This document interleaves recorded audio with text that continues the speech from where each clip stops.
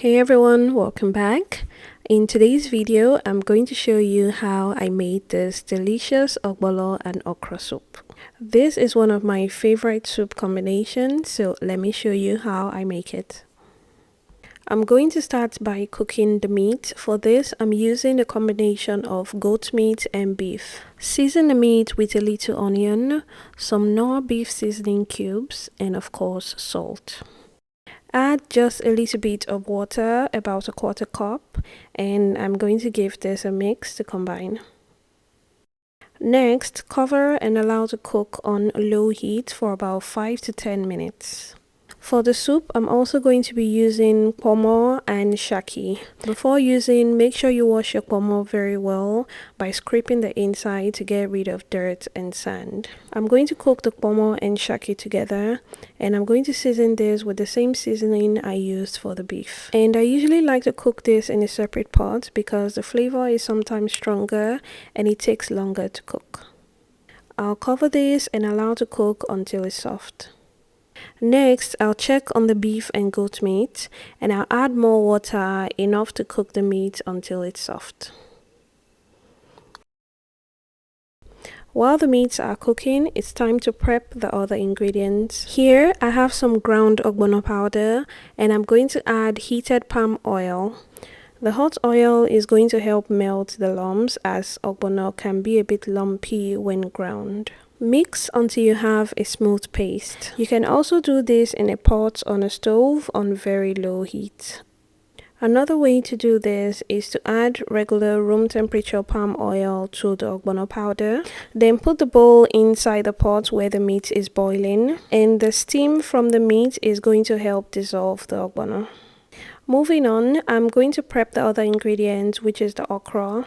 I'll do this by slicing the okra really thinly. Depending on how you like your okra, you can make this into thick or thin cuts. You can also leave the okra out if you want to make just regular ogbono soup. This recipe also works great.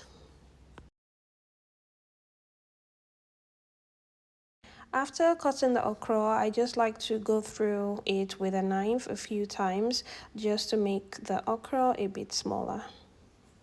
When that's done, set aside. You can also just prep your other ingredients at this time. I'll check on the meat. The shaki and kpomo should be fully cooked.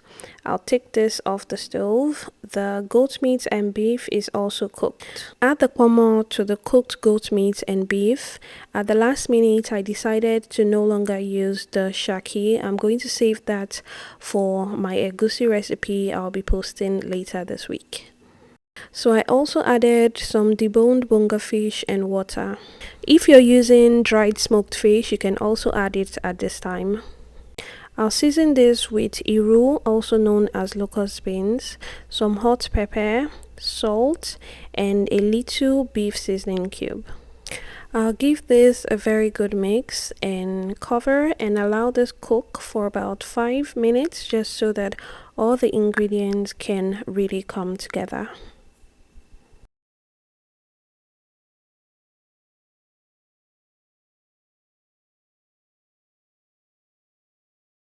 After about 5 minutes, add the ogbono mixture to the boiling meat base and mix this until it starts to thicken. If it's too thick, you can always add more water until you get your desired consistency. Many people ask me why their ogbono doesn't draw, and this can be as a result of the variety of ogbono you're using. Some tend to draw more than others, so you might want to change who you're getting it from.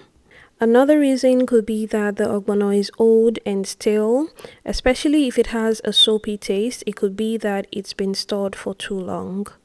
The best way to store your ogbono is in the freezer. Only store in the store if you're going to use it immediately. I added crayfish and I'm just giving this a mix. Next, I'll allow this cook for about 2 to 3 minutes. Lastly, add the chopped okra. You can use as much or as little as you prefer.